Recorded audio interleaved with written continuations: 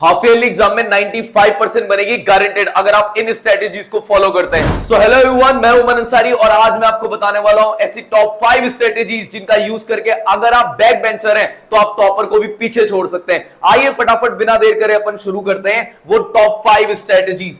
सबसे पहली चीज आपको ध्यान देना है इन 5 पिलर्स पर जो आपके सामने। फर्स्ट है टारगेट सिलेबस। आपको सब नहीं पढ़ना, कुछ स्पेसिफिक आपका टारगेट सिलेबस होना चाहिए जिसको आपको फॉलो करना है, उसके बारे में मैं बताऊंगा।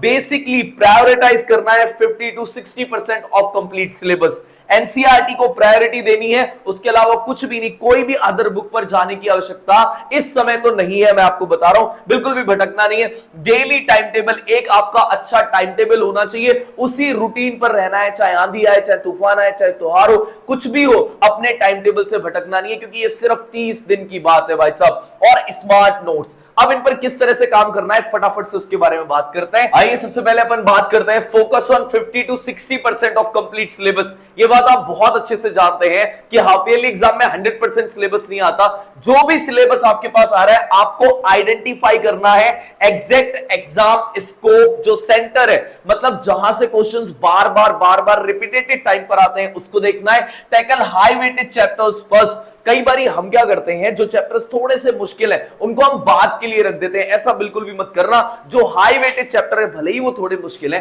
लेकिन उनको पहले कर रखना, क्योंकि मेरे लाल वो तुमको बढ़िया स्कोर करके देंगे, ज्यादा मार्क्स ला कर देंगे, तो उनको पकड़ के रखना।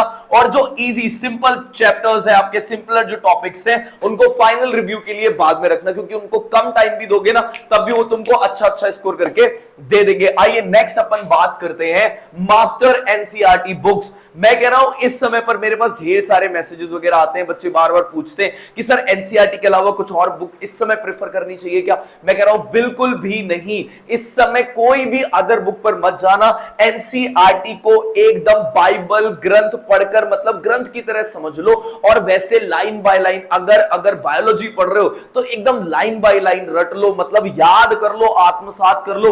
तुम सो रहे हो और वो लाइनें तुम्हारे दिमाग में चल रही हो भाई साहब, इतने बढ़िया तरह से तुम एनसीईआरटी की एक लाइन पढ़ लो।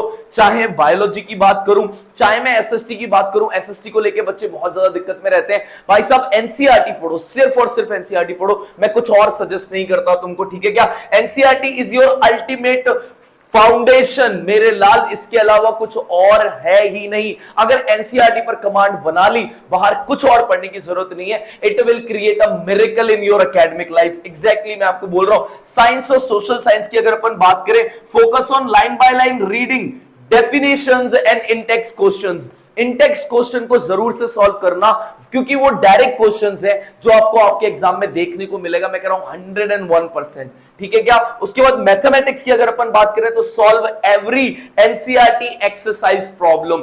एनसीईआरटी की जो एक्सरसाइज प्रॉब्लम्स है मैथमेटिक्स के लिए, उनको बहुत अच्छे से सॉल्व करिए। नेक्स्ट अपन बात करते हैं pillar number 3 which is smart time table. मेरे लाल बहुत this is the one of the most critical and important part. Time table बहुत ही अच्छा, एकदम सटीक होना चाहिए।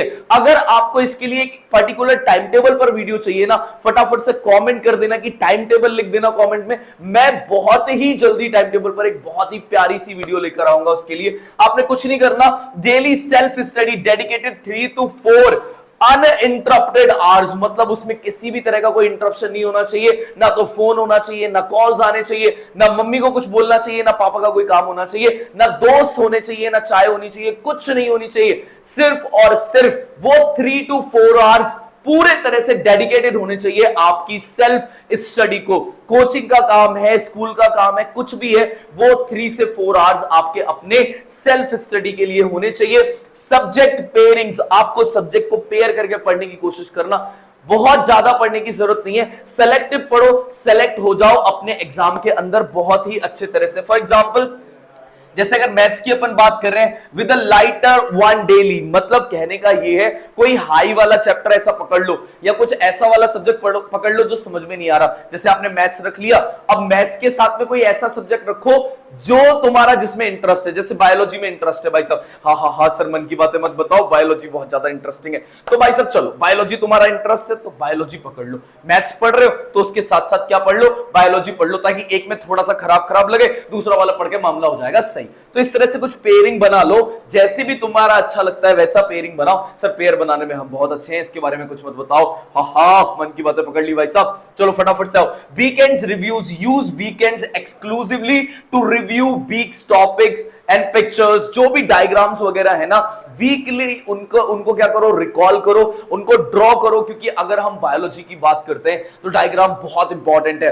ठीक है क्या। डाइजेस्टिव सिस्टम का डायग्राम है, नर्वस सिस्टम के डायग्राम है, ब्रेन का डायग्राम है, बहुत अच्छे से मतलब ऐसा छप जाना चाहिए। अगर हम सोशल स्टडीज की बात करते हैं तो वहां पर मैप पर बहुत अच्छे से काम करो, मैप से हमेशा क्वेश्चन आता ही आता है।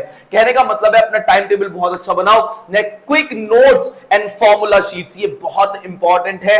साइंस डायग्राम बहुत ज्यादा इंपॉर्टेंट है, अच्छे से करना।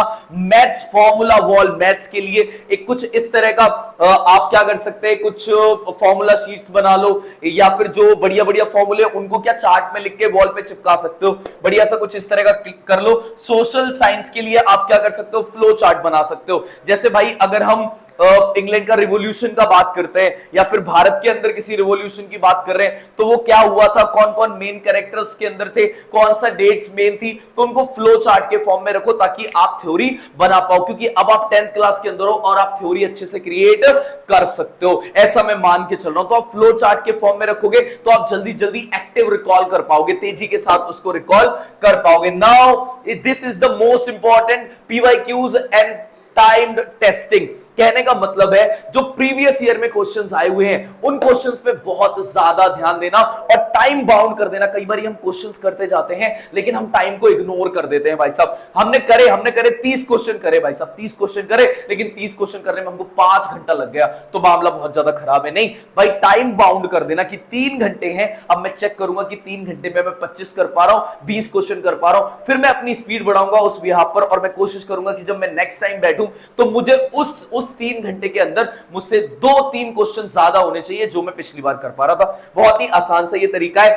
3 आवर्स स्ट्रिक्ट एग्जाम सिमुलेशन आपको चाहिए ही चाहिए है, मतलब 3 आवर्स जो आपका एग्जाम टाइमिंग है वही लगाकर आप क्वेश्चन प्रैक्टिस करो ताकि वो और ज्यादा अच्छा हो जाए। Solve mock papers under pressure, कहने का मतलब है जो पिछले साल के पेपर्स हैं उनको आप सॉल्व करिए उसी कंडीशन में जैसे एग्जाम हॉल में होता है। ऐसा नहीं चाय पी रहे हैं, कुछ भी कर रहे हैं और उसके साथ साथ में हम पेपर भी सॉल्व कर रहे हैं। सर मैं तो बहुत प्रैक्टिस करता हूं लेकिन मेरे मार्क्स नहीं आ पा रहे, मेरे लाल माहौल वैसा नहीं है, चीजें वैसी नहीं है जैसी एग्जैक्टली होती है। तो माहौल वैसा क्रिएट करो ताकि इंपैक्ट अच्छा पड़े, ठीक है क्या। तो बहुत ज्यादा मैटर करती है वो चीज, ठीक है क्या। उसके बाद आप अपनी राइटिंग स्पीड पर ध्यान दीजिए, एक्यूरेसी पर ध्यान दीजिए और आपका एग्जाम कॉन्फिडेंस भी इस माहौल में क्या हो जाएगा, बढ़ जाएगा। आइए नेक्स्ट बात करते हैं सब्जेक्ट वाइज एक्शन प्लान क्या होना चाहिए, मतलब एकदम आप आंख बंद करके इसको एग्जीक्यूट कर सकते हो। सब्जेक्ट अगर मैथमेटिक्स की बात करते हैं, एनसीईआरटी एग्जांपल और high weightage topics, solve 5 to 10 core problems by hand daily, खुद से आपको करना है। साइंस की बात करें तो इंटेक्स क्वेश्चंस, न्यूमेरिकल्स और डायग्राम, प्रैक्टिस डायग्राम लेबलिंग, मतलब आपको उसके नाम पता होना चाहिए। स्ट्रक्चर आप बना लेते हैं, नाम आपको याद करना है प्रैक्टिस करके। सोशल साइंस की बात करें तो हिस्टोरिकल डेट्स और मैप, मैंने आपको जैसा बताया आपको क्या करना है, राइट स्ट्रक्चर्ड आंसर आपको यूज करना है, आपका खुद का पेन वो तो आपको पता ही है। इंग्लिश और हिंदी की बात करते हैं तो ग्रामर रूल्स, फॉर्मेट्स आपको और समरीज आपको पता होनी चाहिए ताकि ये बातें आपके लिए हो जाए और ज्यादा बेहतर। आई होप जो बातें मैंने आपको बताई आप उनको फॉलो करने वाले हैं। ऑल द बेस्ट आपके एग्जाम के लिए। और अगर स्ट्रेटजी आपको पसंद आई हो तो वीडियो को लाइक कर देना, शेयर कर देना, चैनल को कर देना subscribe. Thank you so much.